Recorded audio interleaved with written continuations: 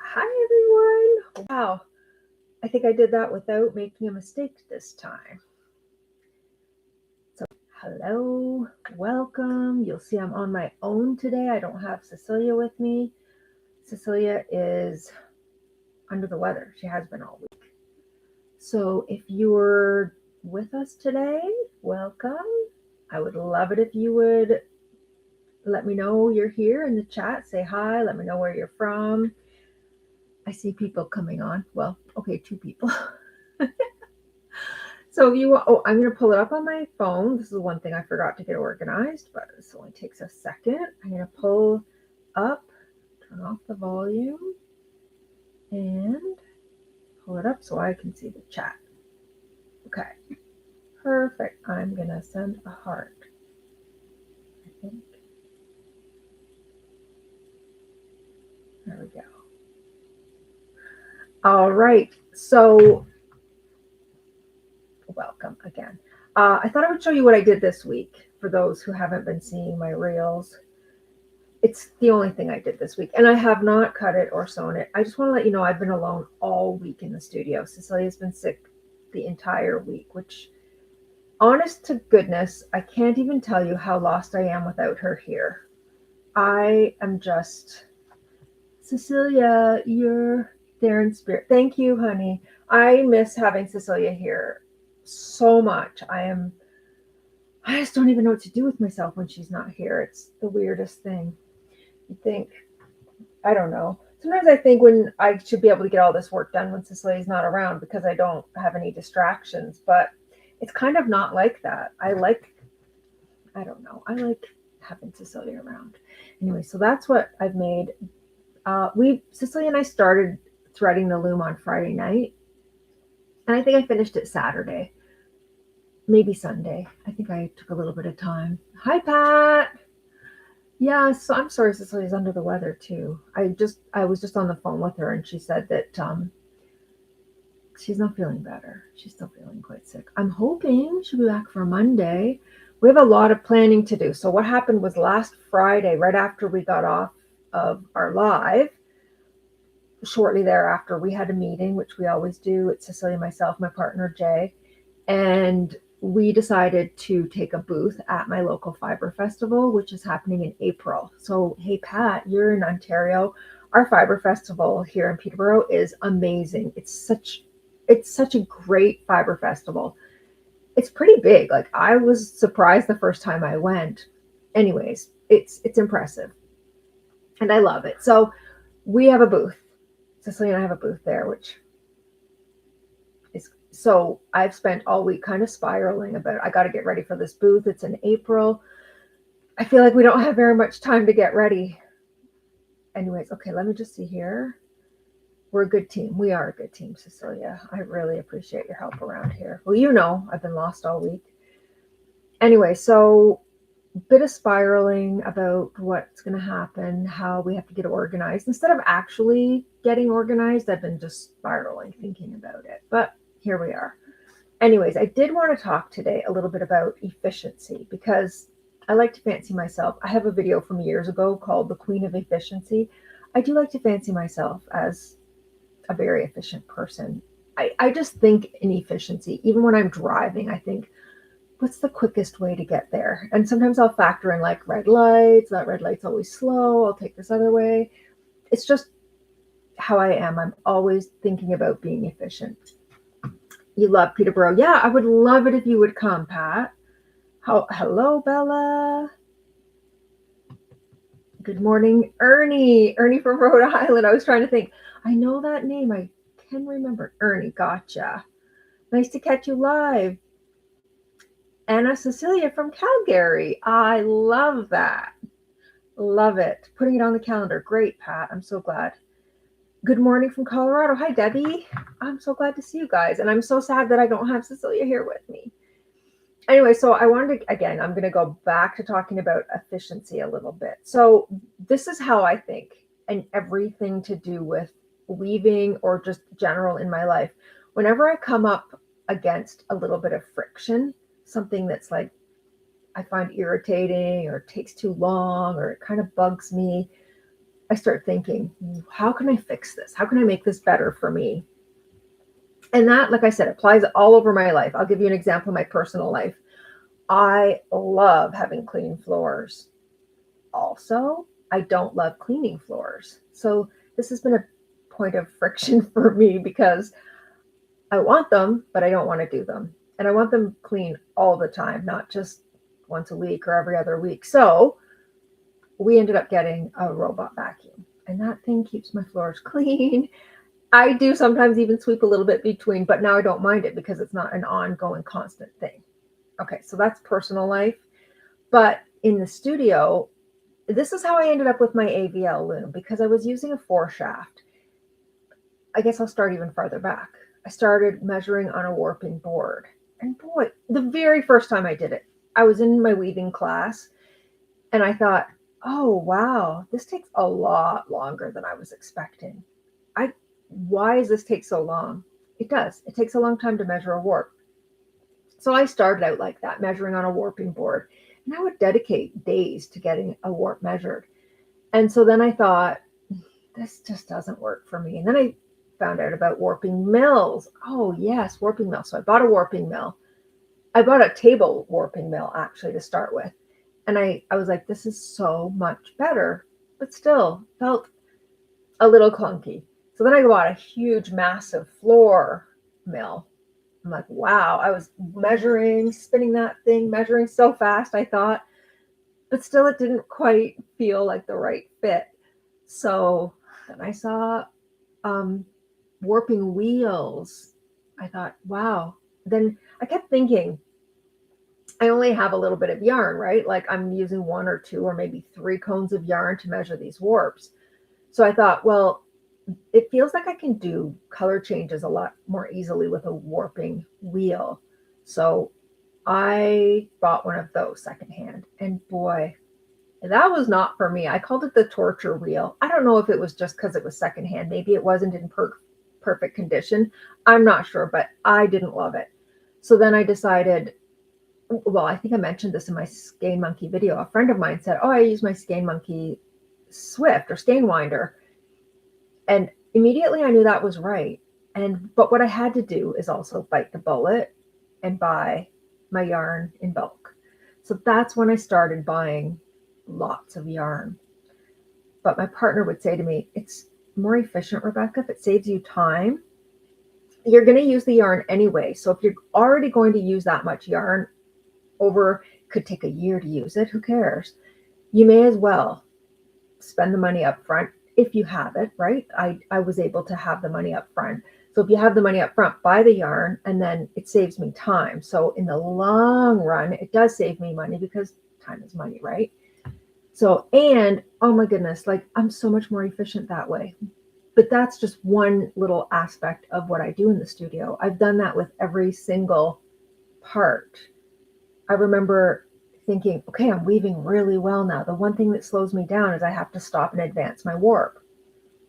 Now I have an auto advance. I don't have to do that anymore. Like just check those little things off, those little things that I find are abrasive or friction points. I just get rid of them. I'm seeing more comments here, I think. Good morning from Colorado. I guess I'm not seeing more comments. So I take that approach with, like I said, everything in my life. I'm going to look at some more of my notes that I wrote down. Yeah, I think I'm kind of covering that little bit. It also sometimes just involves, I know this is not necessarily accessible to everyone, but sometimes you just have to throw a little money.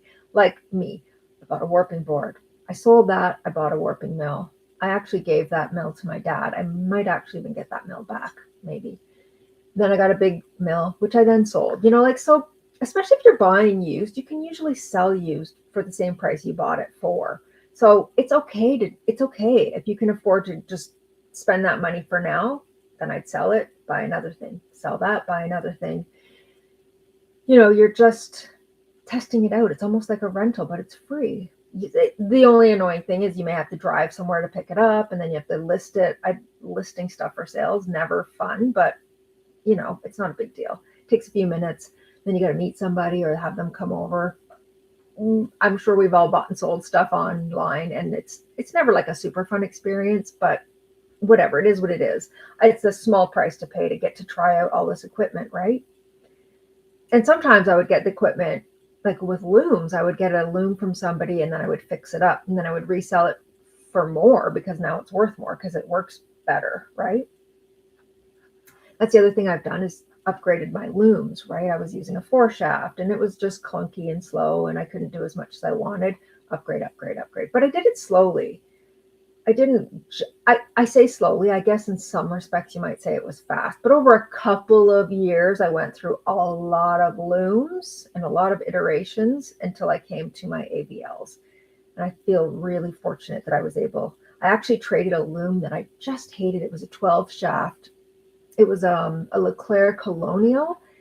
I don't know what it was about that loom, but I know what it was. It was a 12 shaft, but the lady had it custom made and it had 20 treadles.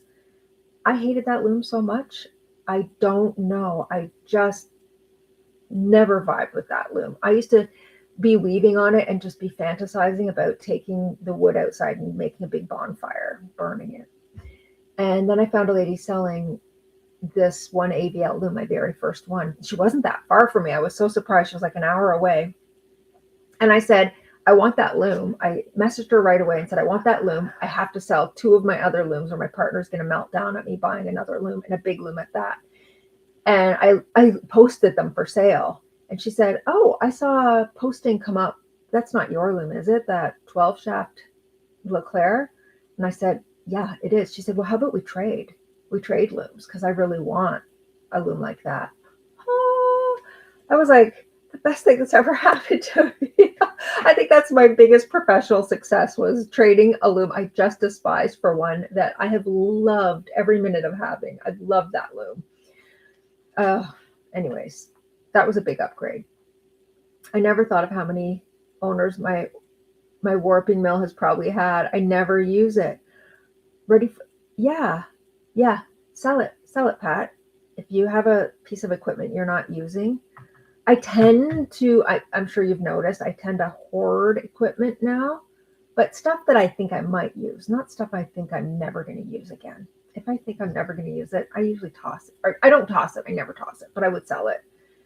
Speaking of, if you've been seeing, I've been doing a lot of rigid heddle weaving, and it's the funniest story. So my friend, Christina, from my weaving guild, I had messaged her. She looks after the rentals at the guild. And she said, or I messaged her and said, hey, does the guild have any rigid heddles that I could rent? And she said, yeah, we do. But actually, I have one here that I bought online secondhand. And turns out it's not the right size. She said, I think it's a 24 and we really want 16-inch looms. So she said, can I deliver it over? Anyway, so she came over a week ago, or 2 weeks ago, I guess it is now, and brought me this rigid heddle. Well, she goes, I don't even know how to tell how big they are, honestly. So we measured the reed and it was 16 inches. So I still bought it, but I was feeling a little bad because I know now that is the size my guild wants. Anyways, I talked to my friend Christina yesterday and she said, hey, I heard a rumor that maybe you don't want the 16 shaft or the 16-inch loom anymore. Maybe you want a bigger one. I said, well, I didn't say I was going to get rid of that one, but I do want a bigger one because this is as wide as I can go on that. And I want to do wider. So for sure, I was planning to just keep it and maybe get another one anyways. But if my guild wants it back, then we'll just go back to the way it was, and they'll take the smaller one. And I think that's a good. I probably wouldn't put it up for sale, but since my guild wants it, then they should have it. They should have it. It was actually for them originally. You're not great at letting things go. Yeah, I know. Just in case. Yeah, space is an issue. I tell my kids that too. They'll buy stuff for their kitchens, and I'll say, you don't have to have every single thing. Like if you don't have space, you don't have space, right? I used to have a tiny little kitchen in a house I lived in a few years ago. Okay, a lot of years ago, a few houses ago, I guess. And the kitchen was so teeny tiny, and I had to be very conscious. I would see things I wanted so bad, but I wouldn't let myself buy them because I just didn't have space. Oh, I thought of another thing I was going to say. When I started twisting fringe, I bought this little twinge twister. I always say twinge twisting. Fringe twister. I bought this little 2-prong fringe twister. And that was great, but boy, it took forever. So then I was like, oh, they have fours. I'll buy a 4-prong fringe twister. That's so much better. Well, it was a lot. It was twice as fast as the 2. So this really worked. And then I ended up coming across these 10s, which I'm sure you've seen my videos on these. This just, it was really clunky at first when I started using it. I was like, how do I do it? How do I get them all on? It's so awkward. But I figured out a little technique that I like to use, and it's been dreamy. This is the thing. You can't go with a lot. In fact, for me, I wouldn't go with more because it stretches from where, let me see here. I don't have any. Well, I do over there. If the fringes starts here and you've got to stretch it out to here, it's a lot to stretch from here to here. So I don't think I would go with any more than 10. 10 seems to be a sweet spot for me. So that's another way I'm more efficient. Just always looking for the next thing. And as you see, I don't part with the old ones. Well, I actually have 2 of these even. I used to have a lot of staff in here. We were always constantly fringe twisting, and I had staff doing this, like more than one person at a time. Many, many, many, many times. We did a lot of fringe at one point.